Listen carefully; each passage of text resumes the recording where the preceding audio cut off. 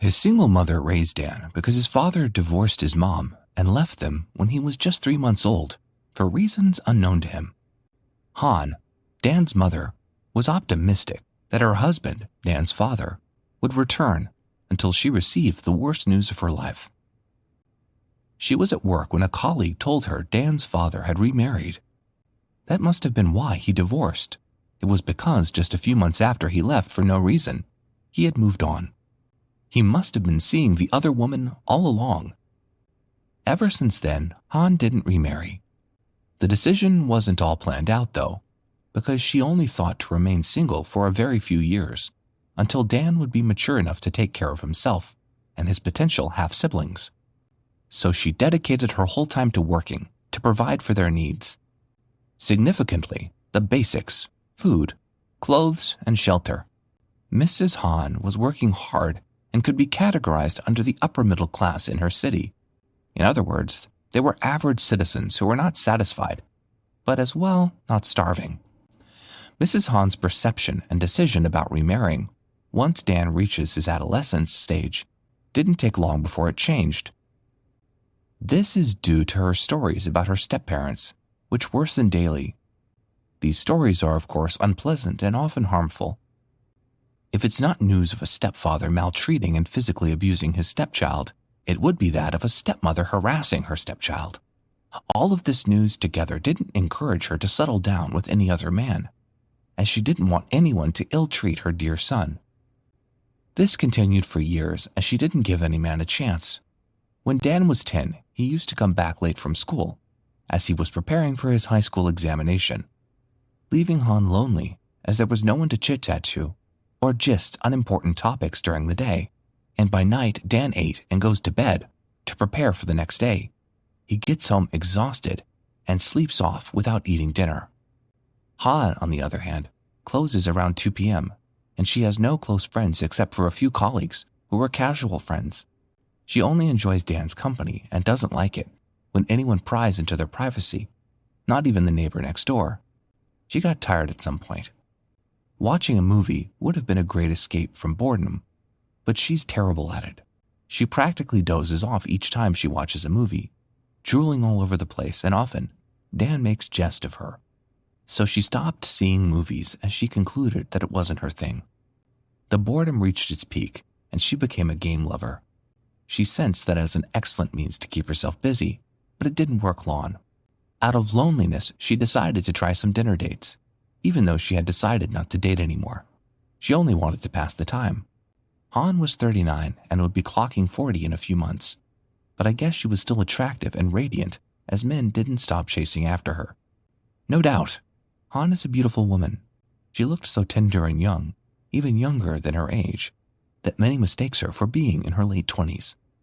Probably because she eats good food and a lot of fruit, some men find it difficult to believe she truly has a son.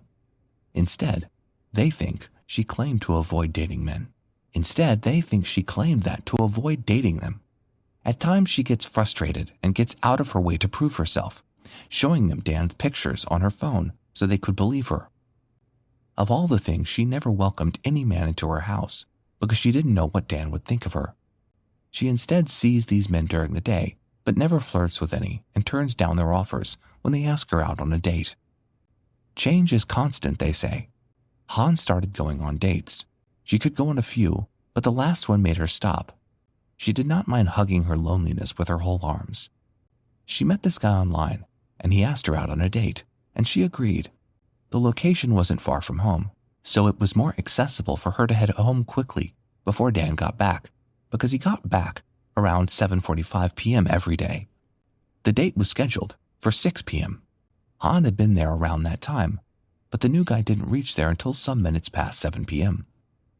While he went, he apologized for coming late.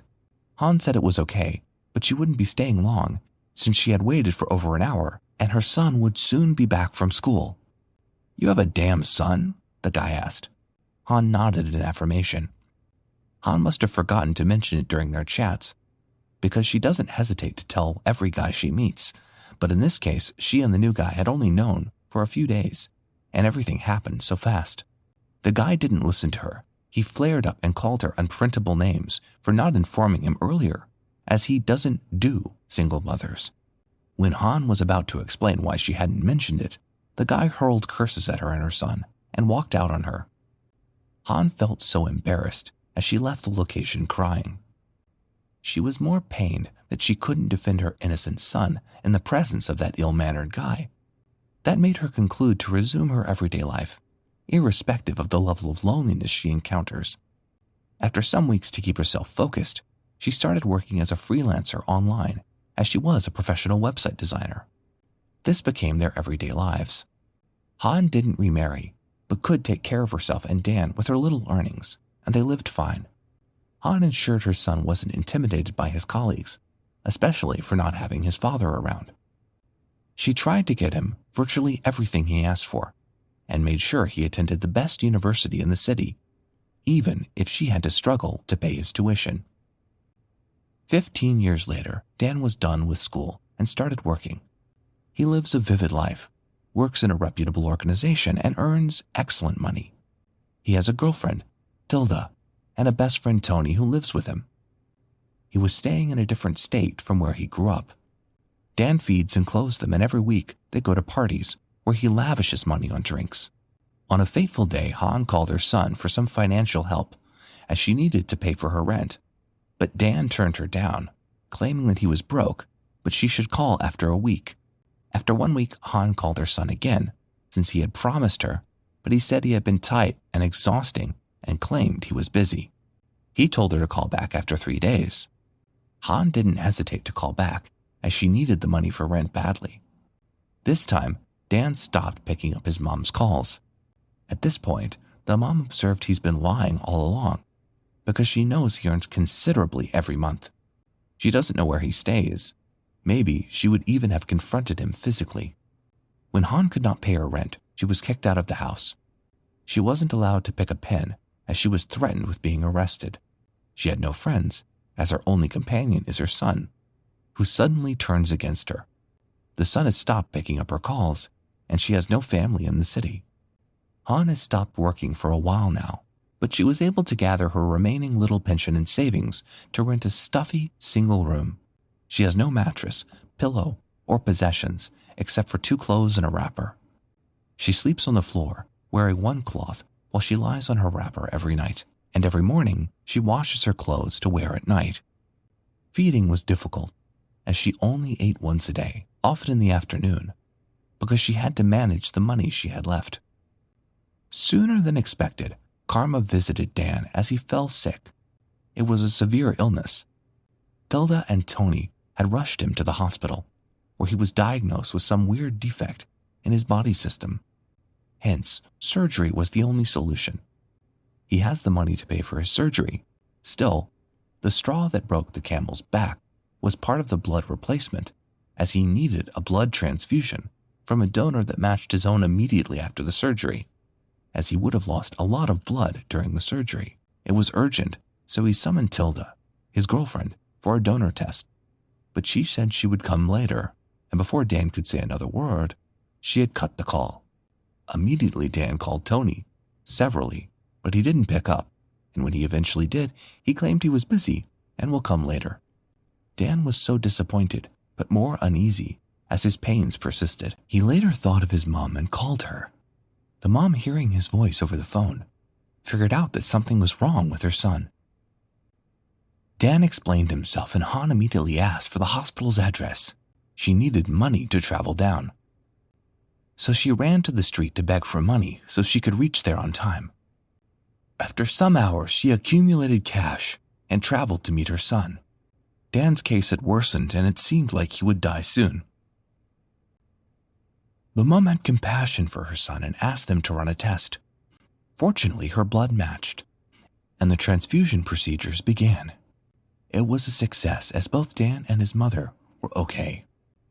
Dan regretted his evil actions. He sobbed bitterly as he pleaded for his mom's forgiveness, blaming his stupidity and devilish friends. The mother also cried, forgave him, and after 3 days they were discharged. Dan chased Tilda and Tony out of his house and begged his mother to move in with him, as he had 3 flats. He promised not ever to forsake her. Han was happy again, and they lived in the same compound happily ever after. This story shows that the impacts of mothers cannot be sidelined now or ever. They are rare gems and are small gods.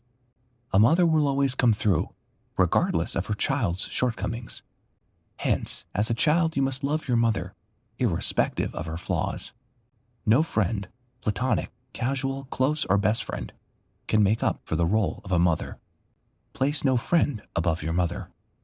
As kids, we must always take care of our mother, and do not wait for the right time, as there is no such thing as the right time in this case. Don't wait till you start working or earning big. Don't wait till you start driving your dream car. As a kid, you can take care of your mom by helping out in the kitchen. It's not about money or life's achievements, but the act of responsibility. Take care of your mom by being there when they need you. Not everyone will get a second chance like Dan.